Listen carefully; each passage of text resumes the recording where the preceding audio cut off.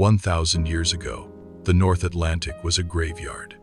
No one survived the crossing until we found a biological battery, the Atlantic Cod, lean, 100% protein, and dried to stay edible for a decade. This wasn't just food, it was the fuel for Viking longships and the foundation of the American Revolution. They called it white gold, a resource so valuable it sparked wars and built empires.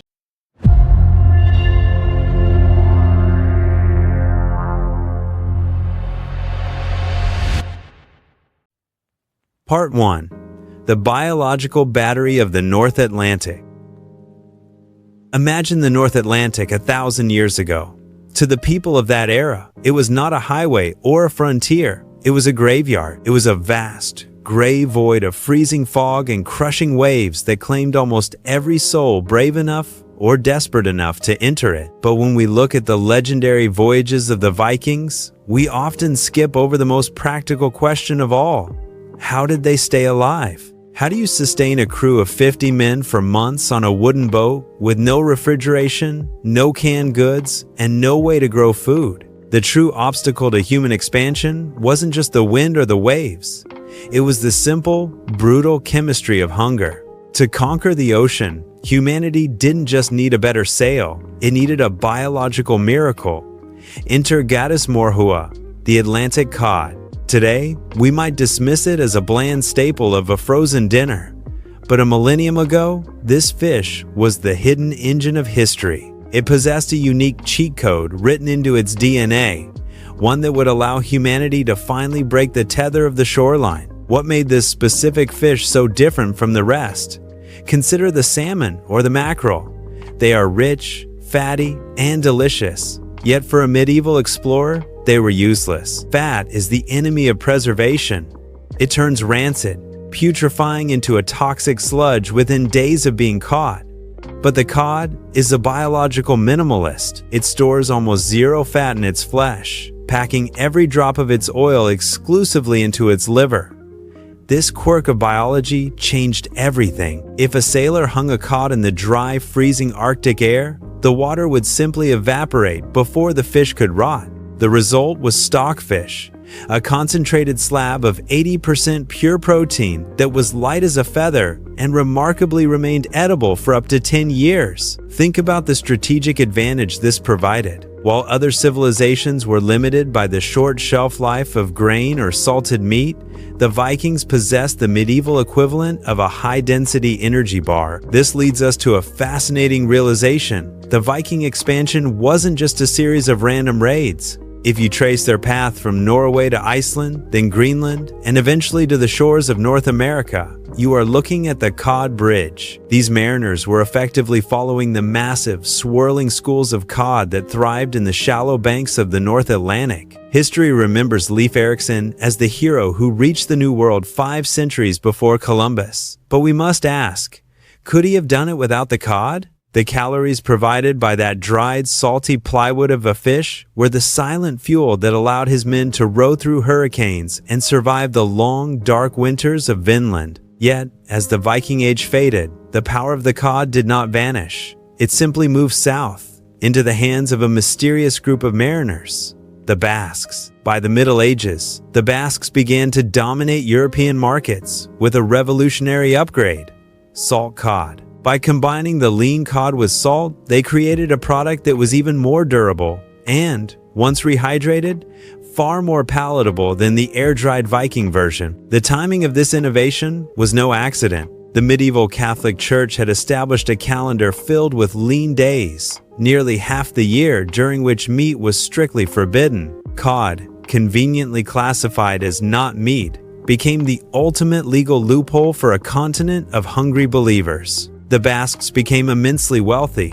but they guarded their success with a level of secrecy that baffled the kings of Europe. They brought millions of fish into ports, yet no one ever saw their ships in the English Channel or the North Sea. They would simply sail west, vanish into the fog of the empty ocean, and return months later with their ships sinking under the weight of white gold. What was the secret they were hiding beyond the horizon? The Basques had discovered the Grand Banks, a shallow plateau off the coast of modern-day Canada where the cod were so thick they reportedly hindered the movement of ships. For decades, they held a monopoly on a treasure that the rest of the world didn't even know existed. But a secret of this magnitude cannot be kept forever. The leak of this information was about to change the world again, shifting the cod from a survival food into a global industrial commodity. Soon, this humble fish would become the financial foundation for empires, the currency of a dark trade between continents, and the spark that would ignite a revolution.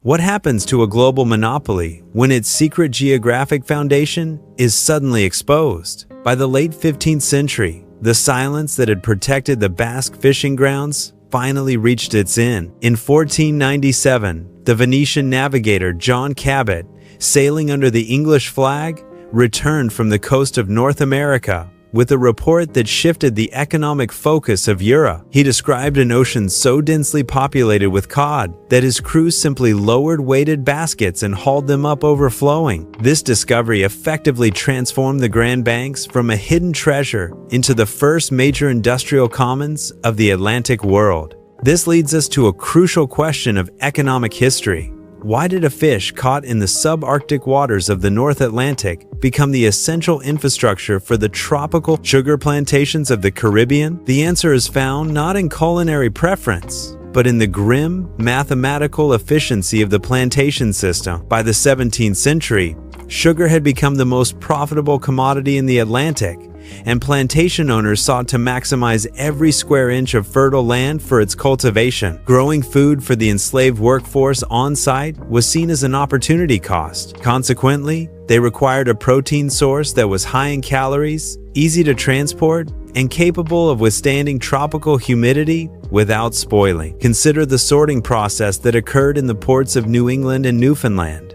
A strict hierarchy of quality was established to maximize profit. The prime cod, large, thick, and ivory white, was exported to the elite markets of Europe. However, the refused cod, the broken, smaller, or oversalted pieces, was packed into barrels specifically for the Caribbean. This low-quality fish provided the necessary caloric intake to sustain a massive enslaved workforce under brutal conditions. The cod had become an invisible but vital pillar of the sugar economy, providing the cheap energy that made the horrific efficiency of the plantation system financially viable. But who was actually controlling the flow of this wealth? While the European crowns theoretically managed these territories, a new class of cod aristocrats was emerging in New England. Merchants in Boston and Salem realized that by acting as the middlemen for this salt fish trade, they could bypass London's oversight. They built their own ships, established their own credit networks, and converted fish into molasses, and molasses into rum,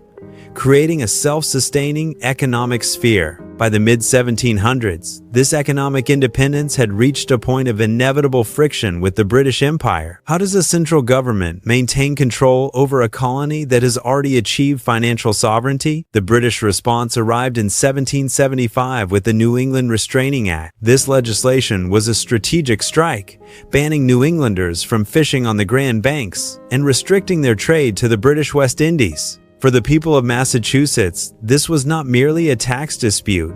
It was a direct threat to their primary industry and economic survival. The sacred cod that hangs in the Massachusetts State House today is a testament to this history. It serves as a reminder that the American Revolution was as much about the right to control the Atlantic's silver mines as it was about political representation. The war was the culmination of decades of growth fueled by the cod trade, a trade that had built an empire, sustained a slave economy, and eventually funded a rebellion. As the 18th century came to a close, a new transition was beginning. The limitations of wind and salt were about to be tested by a new force. What would happen when human technology finally gained the power to catch fish faster than the ocean could replenish them? The answer would redefine our relationship with the deep and lead us into the era of industrial exhaustion.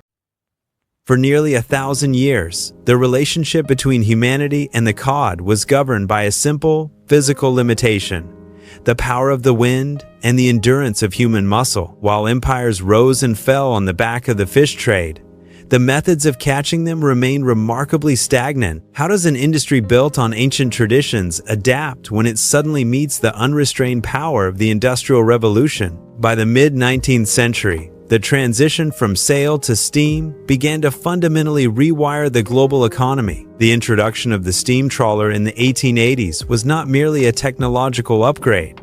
It was a paradigm shift. Unlike sailing schooners, steam-powered vessels were no longer beholden to the whims of the weather. They could reach distant fishing grounds faster, stay longer, and most importantly, pull massive, weighted nets across the ocean floor. Consider the ecological implications of this new method.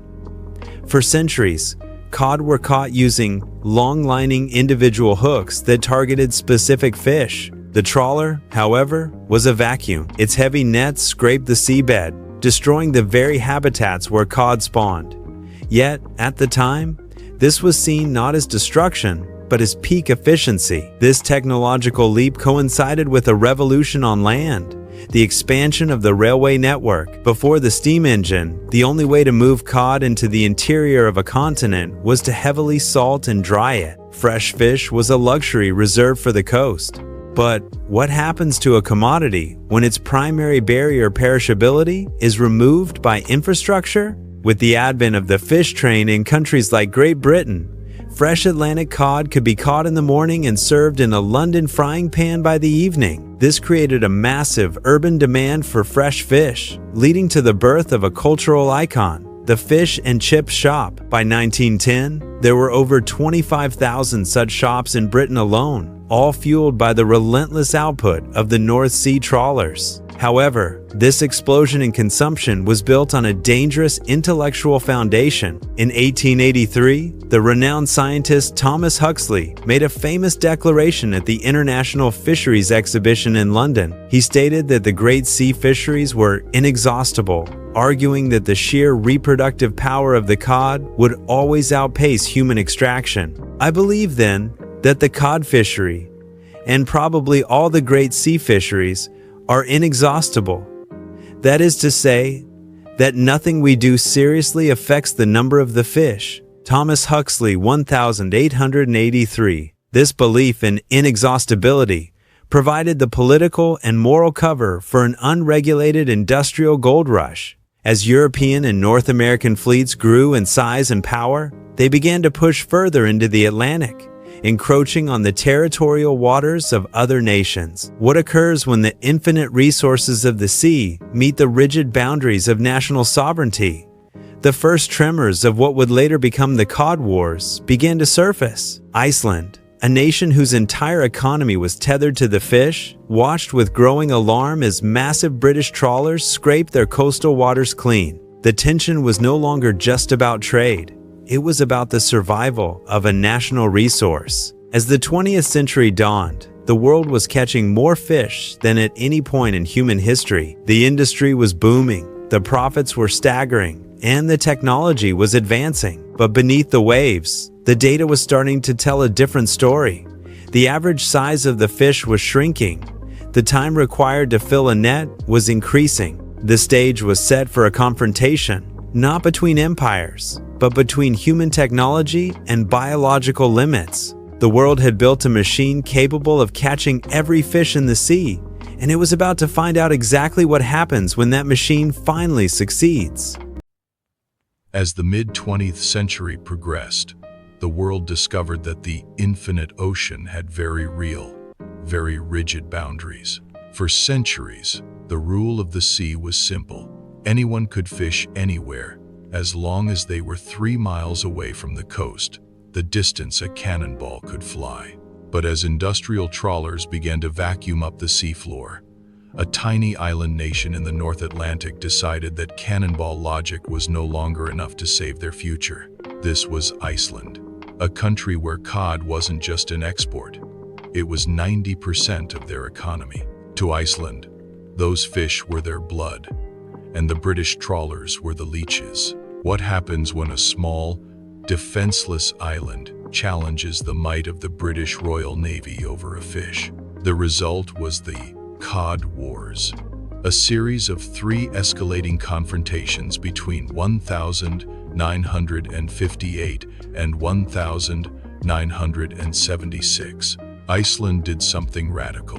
They unilaterally declared that their territorial waters extended not 3 miles, but 12, then 50, and eventually 200. The British were incensed. They sent massive frigates to protect their fishing fleets, leading to a surreal scene of high-sea chicken.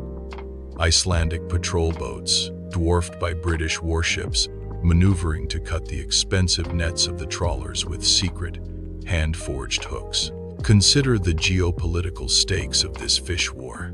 This wasn't just a squabble between neighbors. It threatened to tear NATO apart.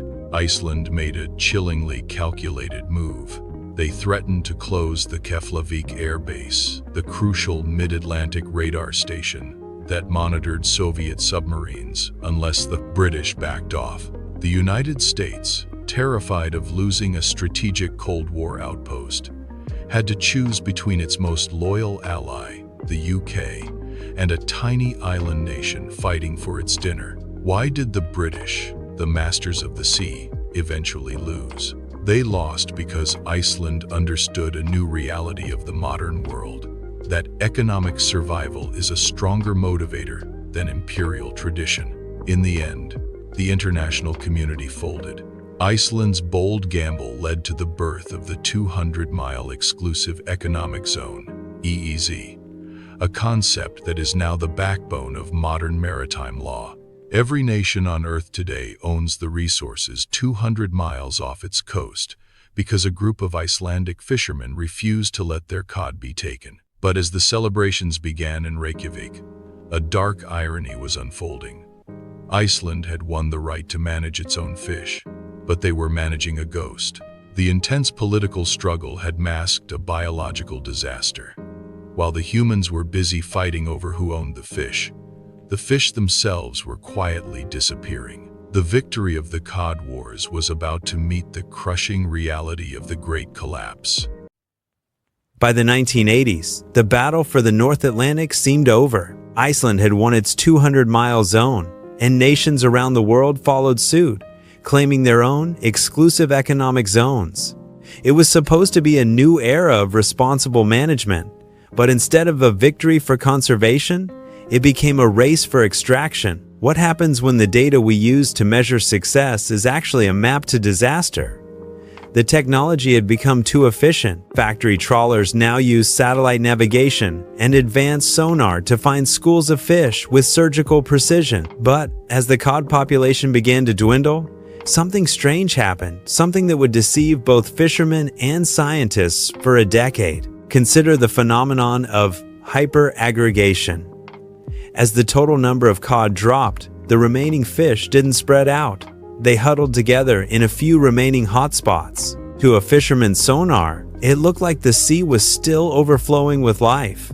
They were catching more fish per hour than ever before, but they weren't seeing the whole picture. They were just vacuuming up the last survivors of a dying empire. In 1992, the biological math finally caught up with the industry. The northern cod biomass, which once numbered in the millions of tons, had plummeted by 99% from its historical peaks. On the 2nd of July 1992, John Crosby, the Canadian Minister of Fisheries, walked into a room in St. John's, Newfoundland, and uttered the words that changed history: a total, indefinite moratorium on cod fishing. How does the society react when its 500-year-old foundation vanishes in a single afternoon? The impact was immediate and devastating. In Newfoundland alone, 30,000 people lost their livelihoods. It remains the largest mass layoff in Canadian history.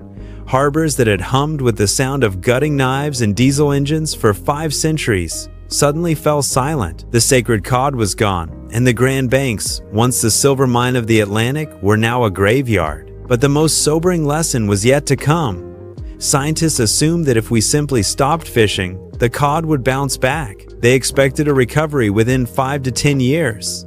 Yet, as we stand here in 2026, the great schools have still not returned to their former glory. Why does nature sometimes refuse to heal? The answer is a trophic cascade.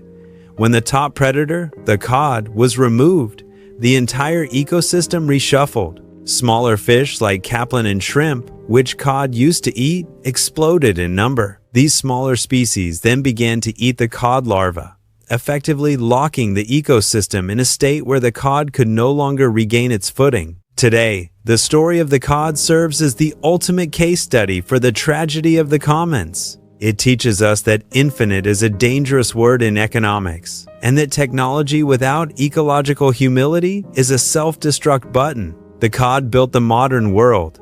It fueled the Vikings, bankrolled the American Revolution, and sustained the brutal logic of the slave trade. We treated it as a machine, a fuel, and a currency, until there was nothing left but ghosts. As we look at our modern challenges from climate change to the depletion of rare earth minerals, the silent banks of Newfoundland offer a final, haunting insight. The ocean can forgive our hunger, but it cannot survive our efficiency.